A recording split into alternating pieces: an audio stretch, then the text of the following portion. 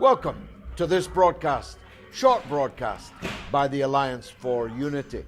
Short for two reasons. First of all, because we are all very busy in this run-up to broadcast, Christmas, short broadcast by the Alliance for Unity. Short for two reasons. First of all, because we are all very busy in this run-up to broadcast, short broadcast by the Alliance for Unity. Short for two reasons. First of all, because you'll find my latest monologue from the mother of all talk shows, which I devoted almost entirely to the Scottish question. The question of the SNP's misgovernance of Scotland, the corruption and incompetence, division and hatred, which all these years, far too many of them, of SNP rule have produced in Scotland and between Scotland, if they can get away with it, and the rest of the United Kingdom. And I commend that to you. You can see it on Twitter, you can see it on my Facebook page, you can see it on YouTube. It's my monologue at the beginning of the mother of all talk shows. So I'm not going to replicate all of the issues that I raised there. I wanted instead to bring you a message of hope. And it's not an empty message of hope. It's entirely a meaningful one. Today, for the third poll in a row, the number of people opting for separatism in Scotland has fallen. You won't read much about that in the pages of the Nat Anal. You certainly will hear nothing of it on SNP TV or BBC Scotland. What a monstrosity that has turned into, the British Broadcasting Corporation, which endlessly proselytizes for the breakup of Britain. Go figure. But it's the truth. 3 polls in a row have shown SNP support falling and support for what they call independence dropping. In fact, in this third, the latest poll, the number of people opting for separatism in any forthcoming referendum is down to 44%. Indeed, 44%. That is 1 point less than they achieved in their once-in-a-lifetime or once-in-a-generation referendum back in 2014. Sing hallelujah. It's a Christmas present for all of us. And the reasons for that are not hard to discern. The SNP are imploding. To call them ferrets in a sack would be to understate it. One half of the SNP is actually trying to kill the other half of the SNP. And in the case of Alex Salmond, well, if there was a conspiracy to send Alex Salmond to jail for several years, that was a plot to kill him, because at his age and in his shape, he would not have survived several years of penal servitude. They are trying to destroy each other. The SNP's National Executive Committee has been taken over by opponents of Nicola Sturgeon, and Nicola Sturgeon's own husband, Peter Murrell, seemed to be doing his best to put his wife out of office. Unless he's an idiot, one can only imagine that when he gave his testimony, long delayed, much obfuscated, to the Alex Salmond inquiry, he flatly contradicted his wife's version of events, a version which was given as sworn testimony to the inquiry itself. This is very serious. Either Peter Murrell is lying or Nicola Sturgeon has been lying. If she has been lying, it's a breach of the ministerial code.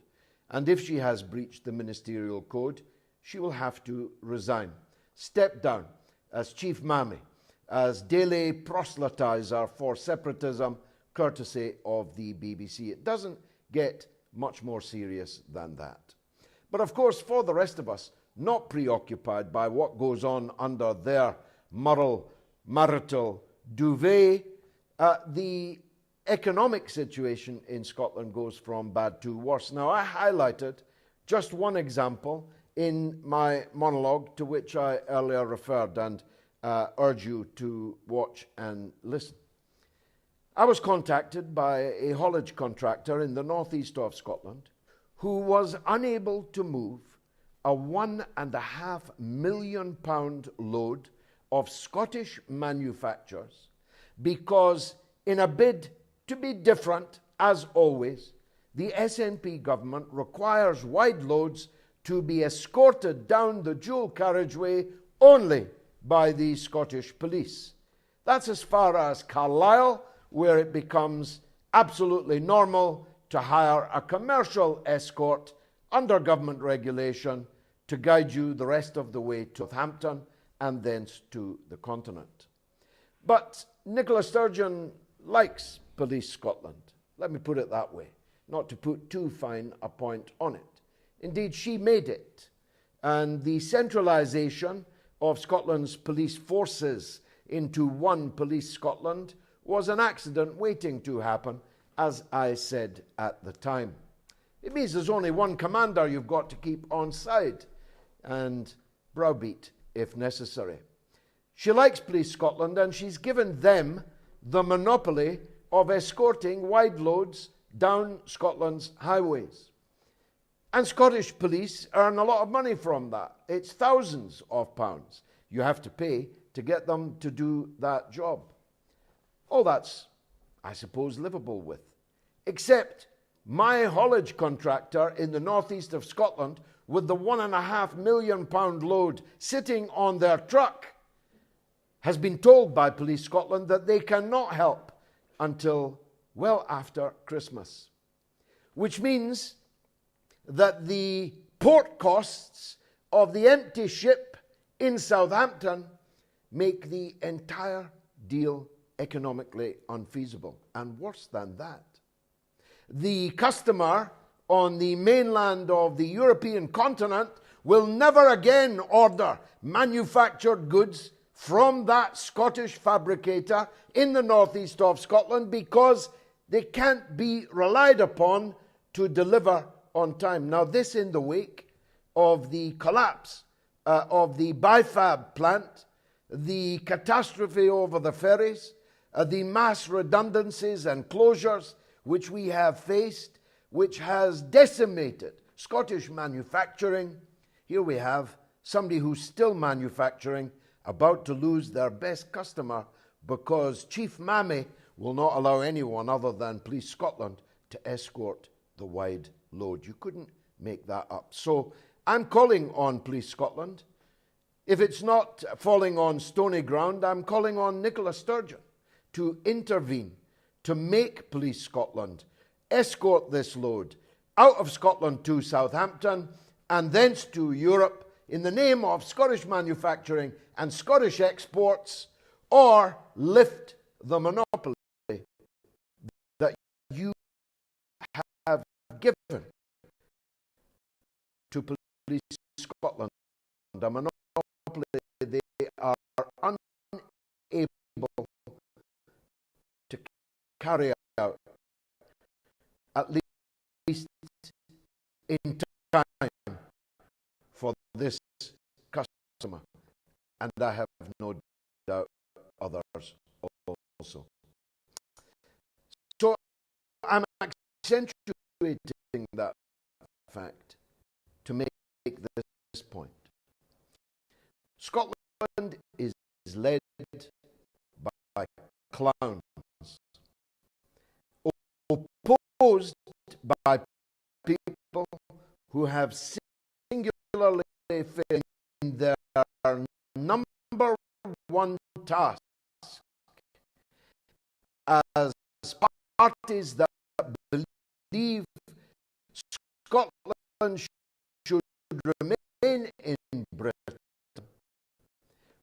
of successfully opposing the separatists. I said on Twitter earlier, I repeat it here now.